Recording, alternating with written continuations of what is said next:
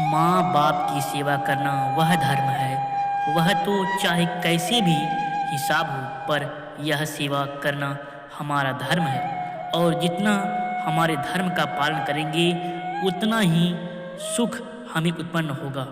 बुजुर्गों की सेवा तो होती है, साथ साथ सुख भी उत्पन्न होता है।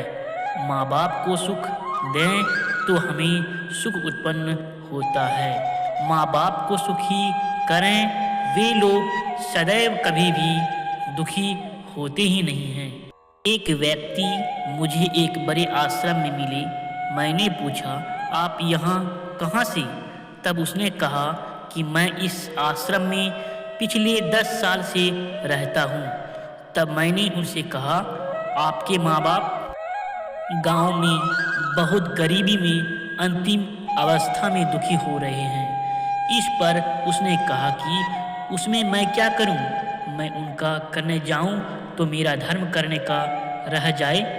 इसे धर्म कैसे कहें? धर्म तो उसका नाम कि माँ बाप से बात करें, भाई से बात करें, सभी से बात करें। व्यवहार आदर्श होना चाहिए। जो व्यवहार खुद के धर्म का तिरस्कार करें, माँ बाप के संबंध का तिरस्कार करें, उसे धर्म कैसे कहा जाए?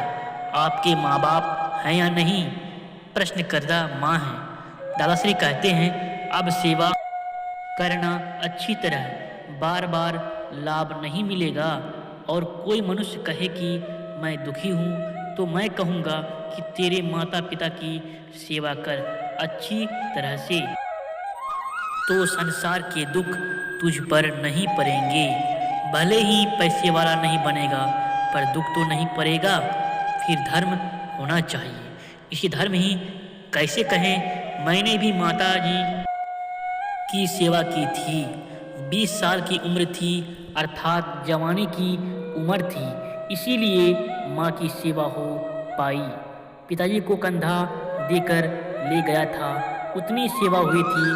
फिर हिसाब मिल गया कि ऐसे तो कितने पिताजी हो गए, अब क्या करेंगे?